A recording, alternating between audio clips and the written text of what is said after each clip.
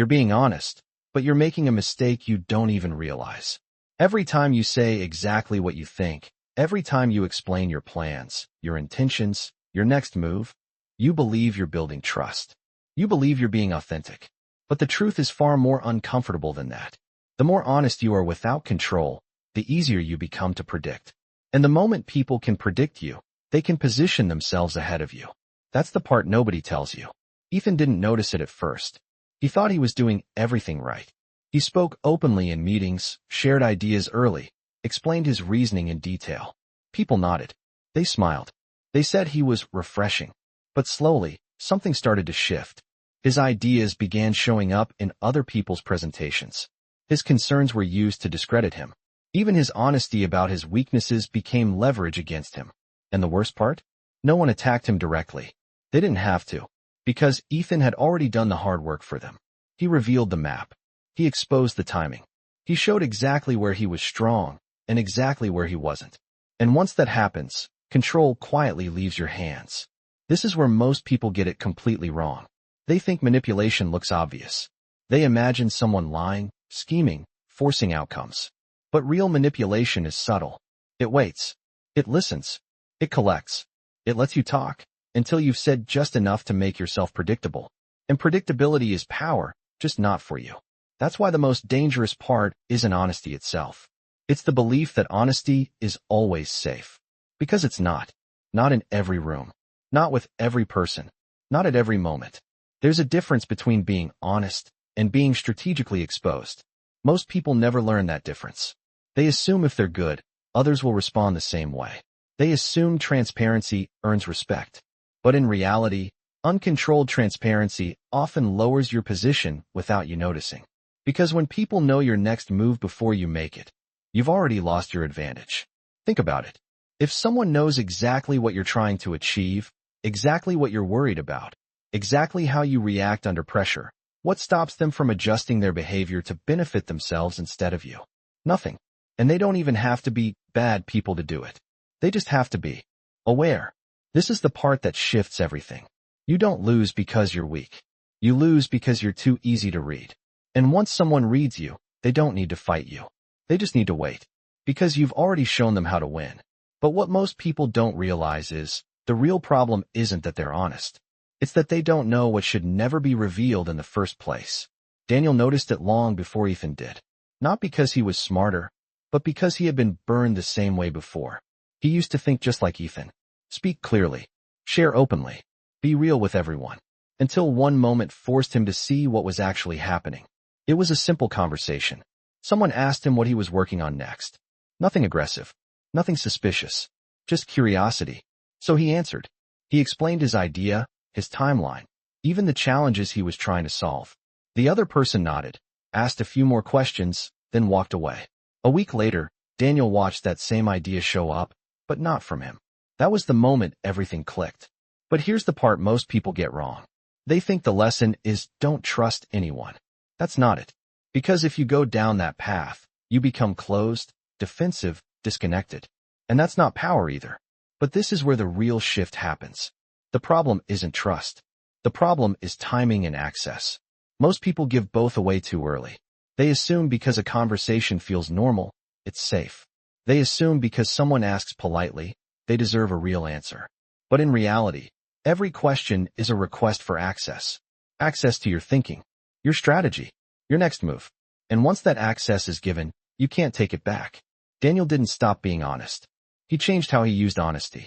He realized something most people never notice. Not every question deserves a full answer. Not every curiosity deserves clarity. Not every person deserves to see your full picture.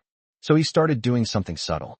When people asked what he was working on, he would answer, but not completely. Just enough to satisfy the surface. Never enough to reveal the structure. At first, it felt strange. Almost like he was holding back too much. But then he started to see the difference. Conversations changed. People had less leverage. Fewer assumptions were made about him. And most importantly, no one could move ahead of him anymore, because no one knew exactly where he was going. That's when the real advantage becomes visible. You're no longer reacting. You're no longer being read. You're controlling the pace of information. And the moment you control information, you control perception. But here's the deeper layer that most people never reach. When you stop revealing everything, people start revealing more about themselves. They fill the silence. They project. They expose their own intentions without realizing it.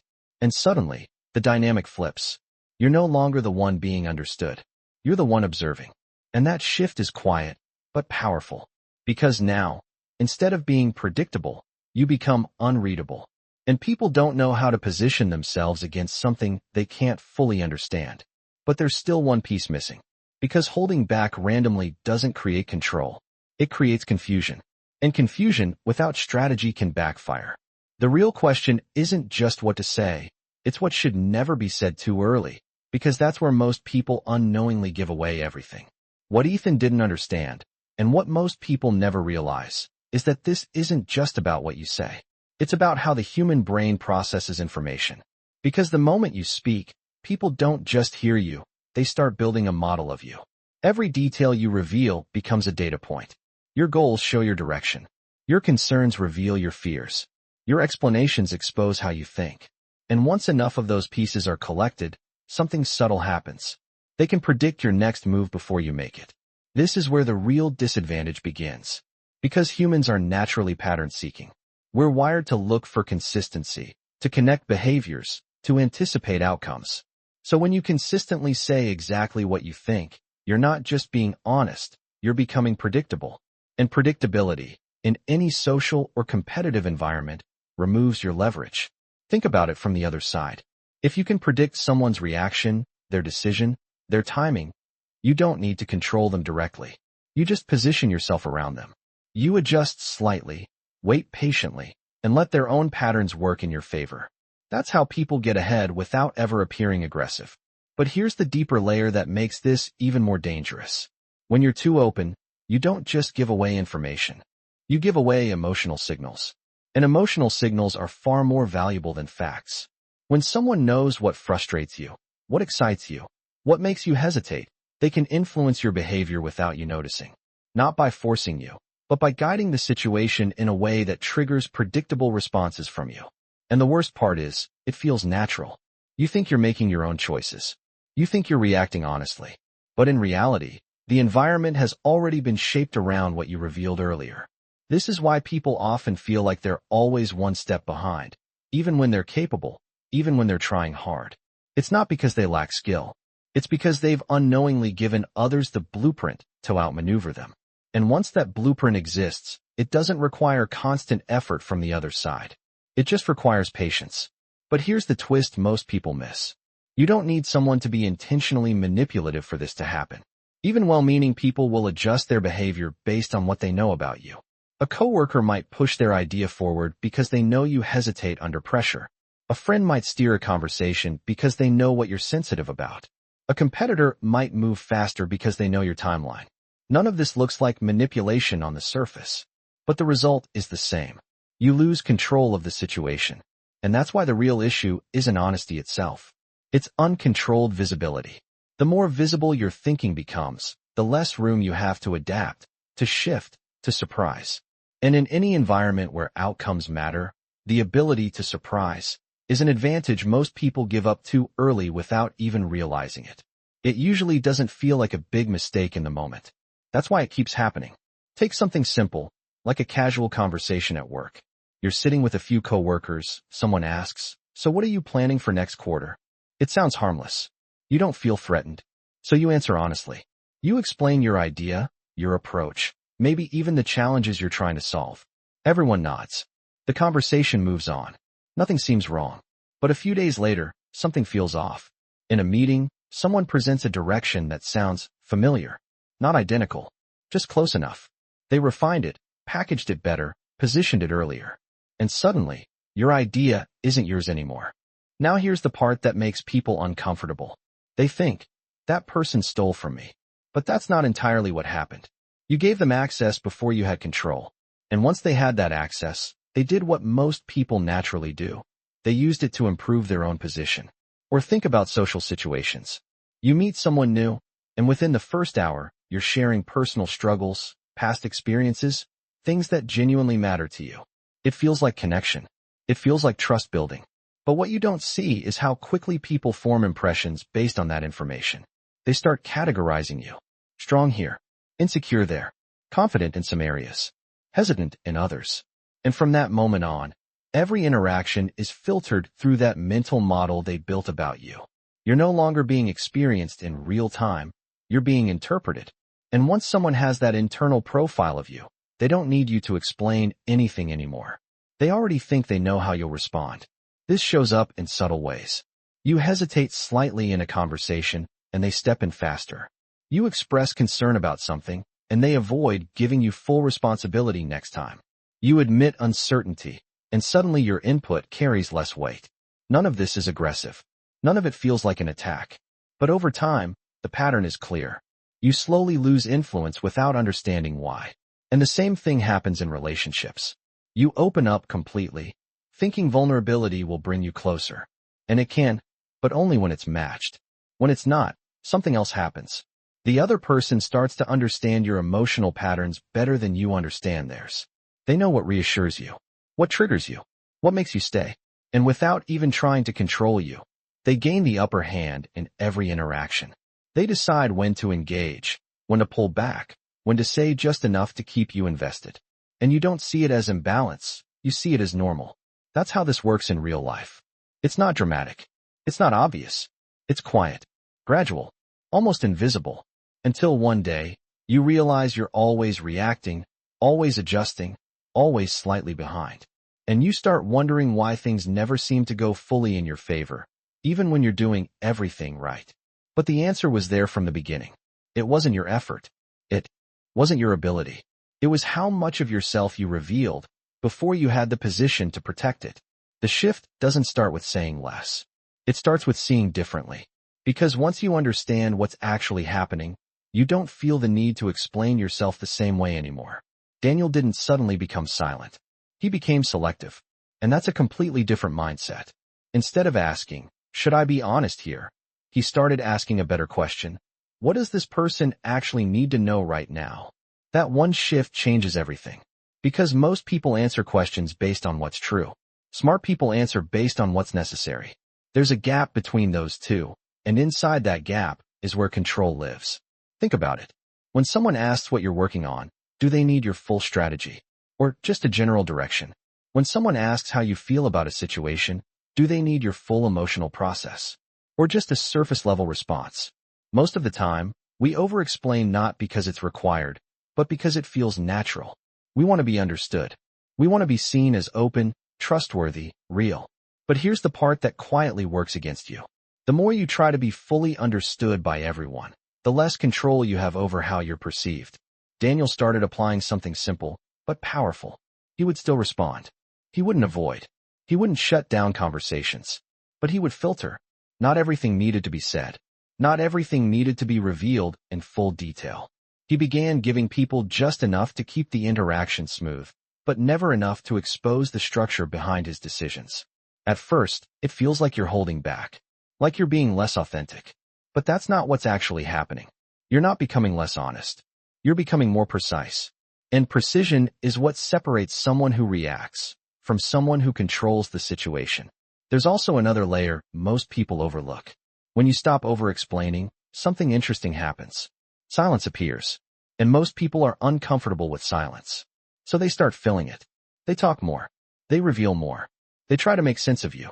And in that process, they show you exactly how they think.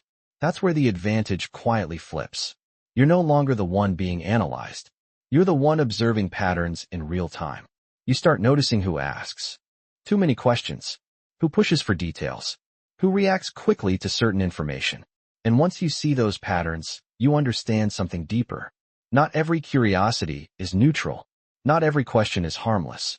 Some are just habits. Some are strategic. But without awareness, you treat them all the same. And that's where you lose position. So the goal isn't to become closed off. It's to control access. Gradually. Intentionally. Without making it obvious.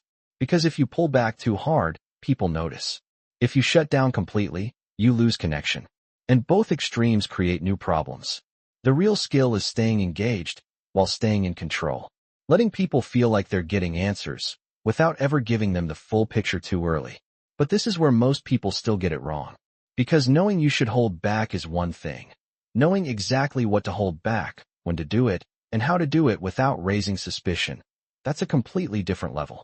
And that's the part that actually determines whether you stay respected or quietly lose your advantage without even realizing it. The reason this works is deeper than most people think. It's not just about protecting information. It's about controlling the frame people use to interpret you. Because once someone forms a clear picture of your motives, your fears, and your timing, they stop responding to you in the present. They start responding to the version of you they built in their mind. And from that point on, every interaction becomes less about what is happening now and more about what they expect from you next. That expectation is where you lose flexibility. And flexibility is one of the most valuable forms of power any person can have. Daniel understood this after he changed one small habit. He stopped giving full explanations too early. Not because he wanted to seem mysterious. Not because he wanted to play games. But because he realized that once people think they fully understand you, they stop listening carefully. They stop observing. They assume. And when people assume, they position themselves based on those assumptions. That is exactly why controlled disclosure is so effective. It slows down other people's certainty. It keeps them from locking you into a predictable pattern.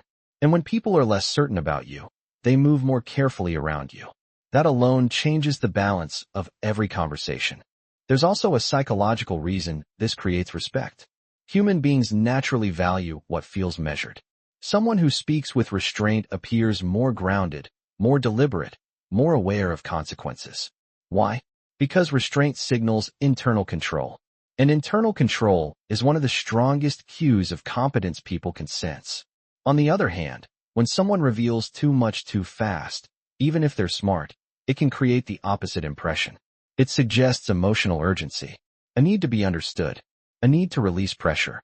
And the moment people detect need, the balance subtly changes. They may not say it out loud. They may not even consciously realize it.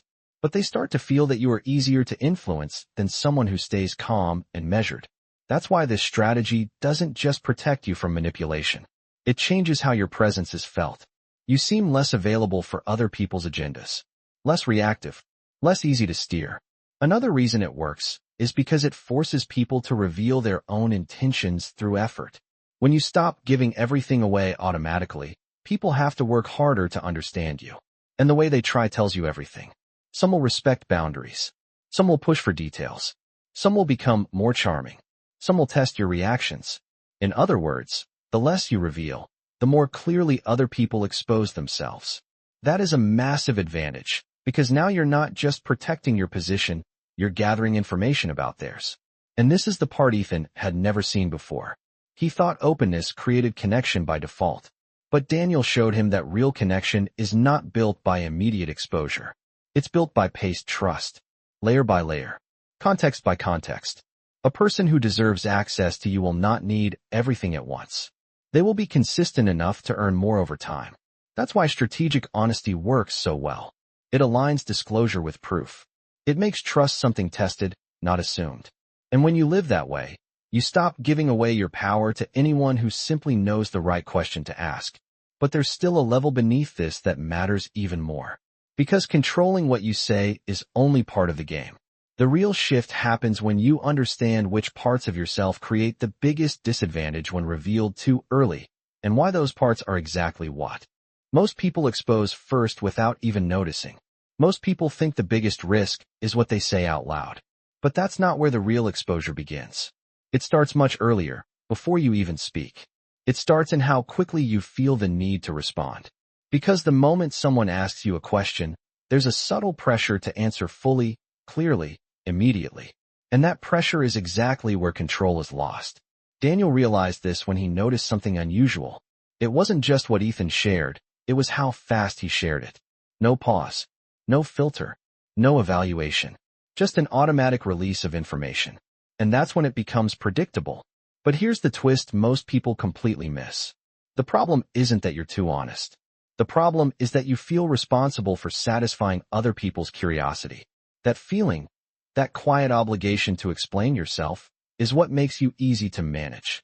Because once someone knows you will answer, all they have to do is ask the right questions in the right order.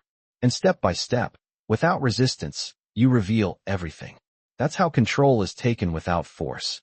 It feels like a normal conversation, but it's not neutral. It's directional, and you're the one providing the direction. Think about how often this happens. Someone asks a simple question, and instead of giving a minimal answer, you expand. You clarify. You add context. You make sure they fully understand. Not because they asked for it, but because you want to be precise, transparent, helpful. But in doing that, you're giving more than the situation requires. And once that becomes a habit, people start expecting it. They rely on it. They build their understanding of you around it.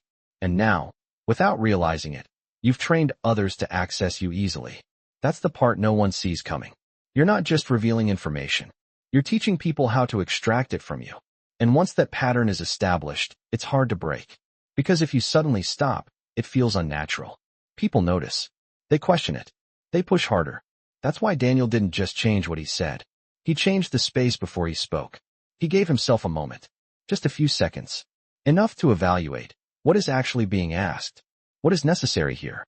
What happens if I say less? That pause alone disrupted the entire dynamic. Because now, instead of reacting automatically, he was choosing intentionally. And that choice is what creates unpredictability. When you pause, people can't immediately read you. They don't know if you'll answer fully, partially, or redirect. And that uncertainty forces them to slow down, to observe more carefully, to adjust. And in that moment, the balance shifts. You're no longer being led by the conversation. You're influencing its direction. There's also a deeper psychological effect happening here. When someone doesn't respond instantly or completely, it creates a subtle tension. Not discomfort, but curiosity. People start leaning in. They pay more attention. They become more aware of what you say next. And without saying more, you actually increase the weight of your words. That's why controlled response isn't about withholding randomly. It's about breaking the automatic pattern that makes you predictable. Because once you stop responding on impulse, you remove the easiest path others have to understand and position around you. But this leads to a deeper question most people avoid. If you're not supposed to answer everything fully, and not supposed to respond automatically, then how do you decide what deserves your honesty and what should stay unseen for now? Because that decision is where real control either begins or quietly slips away again. It doesn't always look like manipulation. That's why you don't notice it while it's happening. It feels like normal conversation, normal questions, normal interactions. But if you slow down and look closely, the pattern becomes impossible to ignore. Imagine this. You're in a meeting and someone casually asks, "What's your biggest challenge with this project right now?" It sounds reasonable, even helpful. So you answer honestly. You explain the weak points, the delays, the parts you're still figuring out. They nod, thank you, and move on. Nothing feels off. But later, when decisions are being made, guess what gets remembered? Not your strengths, not your progress, just the vulnerabilities you openly shared. Suddenly, you're seen as less ready, less certain, less capable of leading that next step. No one lied about you. No one attacked you. They just used what you gave them. Or take a different situation. You're talking to someone you respect, maybe a manager, maybe someone more experienced. They ask, "Where do you see yourself going with this?" Again, harmless on the surface. But instead of giving a broad direction, you explain everything. Your long-term plan, your backup plan, your concerns about whether you're ready. You think you're showing self-awareness. But what they hear is hesitation. And now, without saying it out loud, they start making decisions around that hesitation. Opportunities shift. Responsibilities change. And you don't even realize why things feel slightly off afterward. Here's another one most people miss. You're in a social setting, maybe meeting someone new. They ask about your past experiences, your relationships, things that shaped you. And because the conversation feels open, you go deeper than necessary. You share things that took years to understand about yourself. It feels like connection. But what actually happens is this. They now have a clearer emotional map of you than you have of them. They know what matters to you, what affects you, what you're still sensitive about. And from that point on, every interaction is slightly tilted in their favor. Not because they're trying to control you, but because they have more information to work with. And then there's the most subtle version of all. Someone keeps asking small, layered questions. Nothing too direct. Just enough to keep the conversation going. What made you choose that? What are you thinking of doing next? Why didn't you go the other way? Each question feels harmless on its own. but together, they form a sequence. And if you answer each one fully, step by step, you end up revealing far more than you intended. This is how people build a complete picture of you without ever asking one obvious question. And the moment that picture is complete, something shifts. They don't need to ask anymore. They already know enough. That's when you start feeling like you're being anticipated. Like people move slightly ahead of you. Like your reactions are expected before you even express them. But by then, the pattern is already established.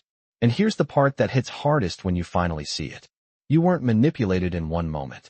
You were gradually guided there, through your own willingness to explain, clarify, and reveal. That's why it's so hard to detect. Because nothing felt wrong at the time. Every step made sense. Every answer felt justified. Until you step back and realize you've been giving away control in pieces, one conversation at a time. If nothing changes, the pattern doesn't just stay the same, it compounds. That's the part most people never see coming. Because, in the beginning, the losses are small. A missed opportunity here. A conversation where your input carries less weight. A situation where someone moves slightly ahead of you. It's easy to ignore. Easy to explain away. You tell yourself it's timing.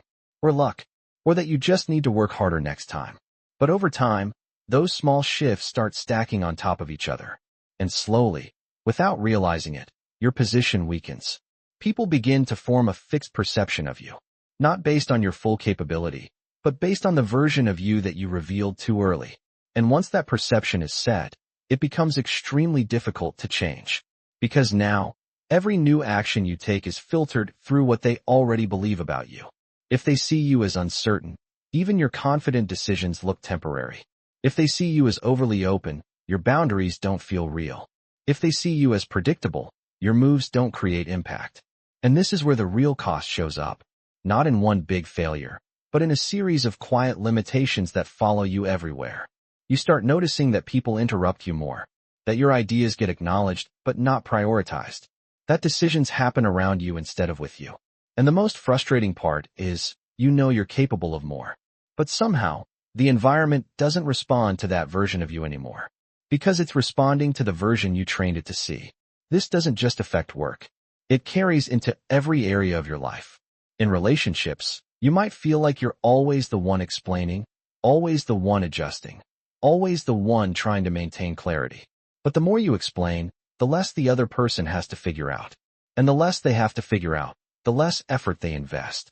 Over time, that creates imbalance. Not because they intended it, but because you remove the need for them to meet you halfway.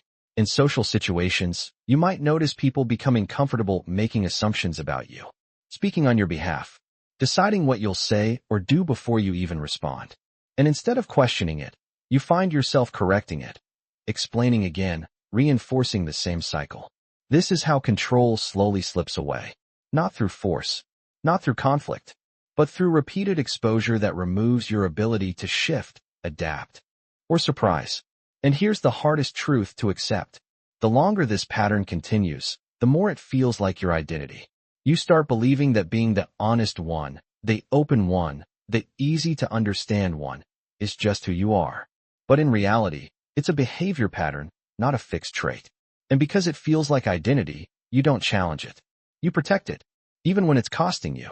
That's why people stay stuck here for years. Not because they can't change, but because they don't realize what they're losing. They think they're maintaining integrity. But what they're actually losing is positioning, influence, and the ability to control how they are perceived and treated. And once those are gone, everything becomes harder. Every opportunity requires more effort. Every interaction requires more explanation. Every step forward feels heavier than it should. Until eventually, you reach a point where you start asking a different question. Not, why am I not getting ahead? But why does it feel like I'm always one step behind? And by the time you ask that question, the pattern has already shaped more of your life than you realize. At some point, awareness alone isn't enough.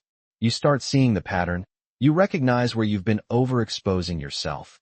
But if you don't replace it with a stronger system, you fall back into the same behavior. That's why people relapse into old habits even after they understand the problem. Because understanding doesn't create control. Structure does. Daniel didn't just try to be more careful. He followed a set of internal rules that changed how he interacted in every situation. The first rule was simple, but most people never apply it. Never reveal direction before you secure position. That means if something matters, your next move, your strategy, your intent, you don't talk about it while it's still forming. You wait until it's already in motion or already protected. Because once something is visible, it becomes influenceable. And anything influenceable can be redirected away from you. The second rule goes deeper. Separate connection from disclosure. Most people confuse the two. They think being open creates connection. But real connection isn't built on immediate access. It's built on consistency over time. Daniel could hold conversations, build rapport, even create trust, without giving away the parts that actually mattered. He understood that you can be warm without being exposed. You can be engaged without being fully known. And that balance is what keeps you both likable and respected at the same time. The third rule is where things start to shift at a higher level. Control the frame, not just the information. This means instead of reacting to questions directly, you shape how the conversation moves. If someone asks something too early, you don't refuse, you redirect. You give a partial answer, then shift focus.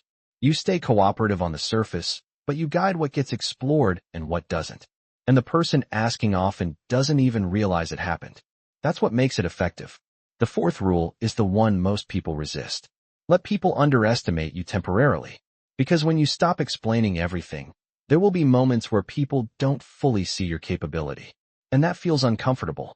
Your instinct will be to correct it, to clarify, to prove yourself.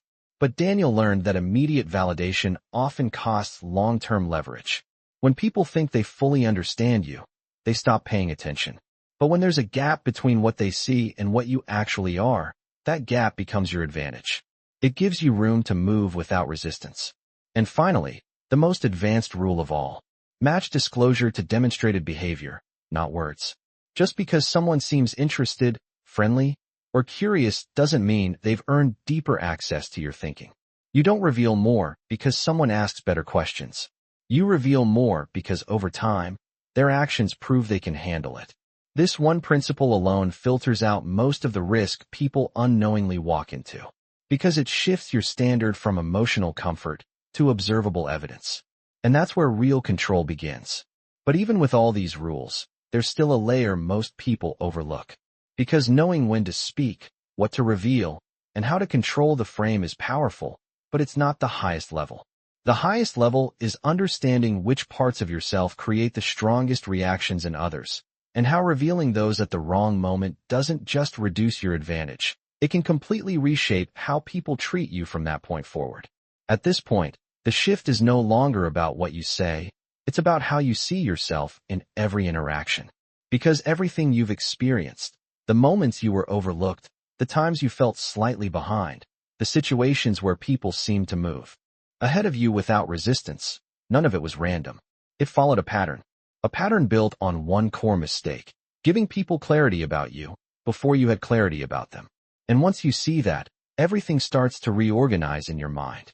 You realize that control was never about dominance, never about being louder, never about forcing outcomes. It was always about managing perception. Because people don't respond to who you are in full, they respond to the version of you they understand. And if that version is too clear, too complete, too easy to read, they don't need to respect your timing. They don't need to consider your position. They simply move around what they already know. That's why all the principles you've seen aren't separate tactics. They're parts of one system. You don't reveal direction too early, because direction gives others a path to anticipate. You separate connection from disclosure, because access should be earned, not assumed. You control the frame, because the one who guides the conversation shapes the outcome. You allow temporary underestimation, because it creates space to move without resistance.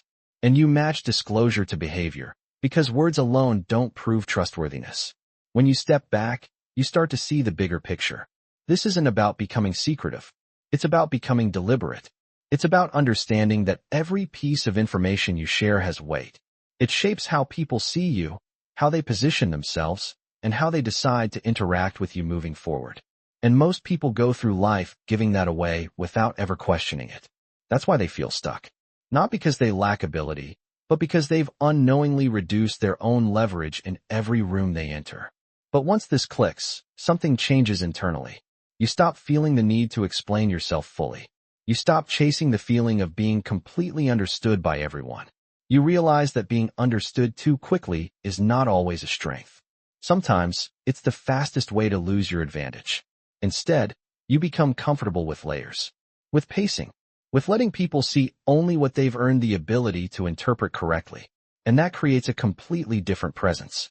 You're still honest, still real, but no longer predictable, no longer easy to position against, no longer giving away control through habit. And the most important part is this. You begin to notice things you never saw before. You see how quickly people try to define others, how often they rely on early impressions, how easily they adjust their behavior based on limited information. And instead of being part of that pattern, you step outside of it. You become someone who observes first, reveals second, and commits last. That sequence alone changes everything. Because now, you're not reacting to the environment. You're reading it. And when you read the environment accurately, you don't need to fight for control. You already have it in ways most people never even realize exist.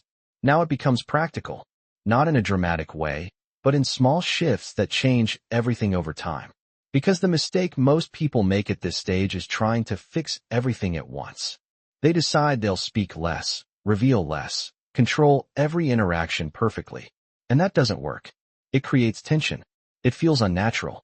And eventually, they fall back into old patterns. Daniel didn't do that. He started with something almost invisible. He chose one moment each day where he would normally over-explain and did less. That's it. One moment. It could be a simple question like, what are you working on? Or what do you think about this? Instead of giving the full breakdown, he gave a clean, surface-level answer. Then he stopped. No extra context. No added explanation to make sure he was fully understood. Just enough to move the conversation forward. At first, it felt incomplete, like he was leaving something out. But that feeling is exactly where the shift begins. Because you start noticing something immediately. Most people don't push further. They accept what you give them and move on. And the few who do push reveal something important about themselves and how they push. That's the first layer of control.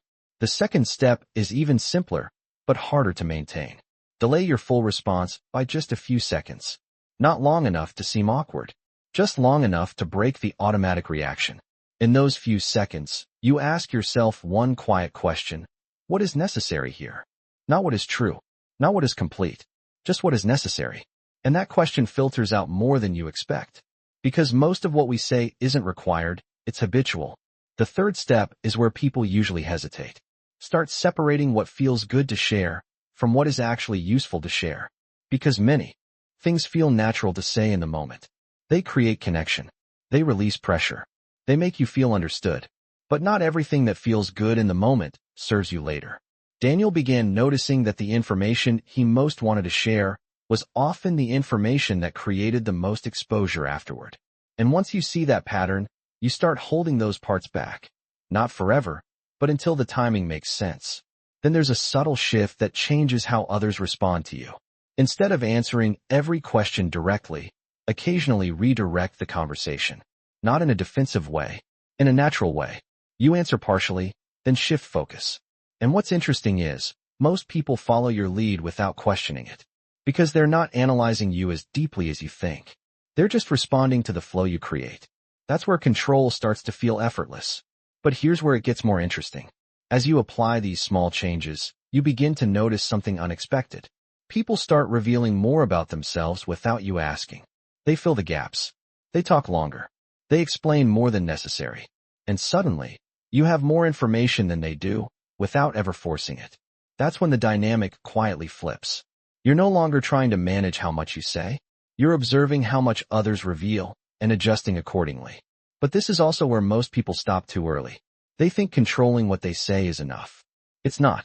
Because the real advantage isn't just in saying less. It's in knowing exactly which parts of yourself create the biggest shift in how people treat you when revealed too soon. And those parts are rarely obvious. They're not your basic plans or surface thoughts. They're deeper than that. And if you don't recognize them, you'll still give away more than you realize, just in more subtle ways. At the highest level, this stops being about communication and starts becoming about awareness. Because once you've practiced saying less, delaying responses, controlling access, You begin to notice something deeper that was always there, but hidden under habit.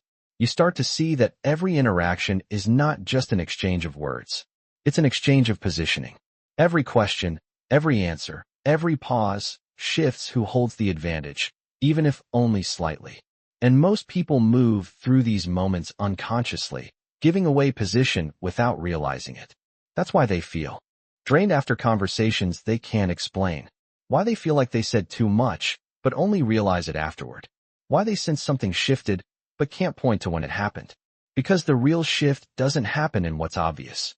It happens in the small, unnoticed moments where you choose to reveal instead of observe. Daniel understood that the final layer wasn't about controlling others.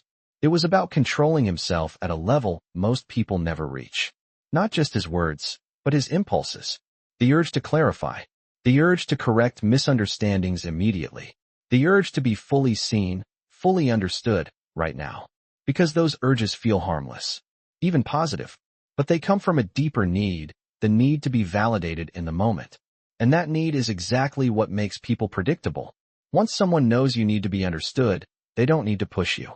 They just need to create space, and you will fill it. That's why the highest level of control isn't silence. It's comfort with being partially misunderstood.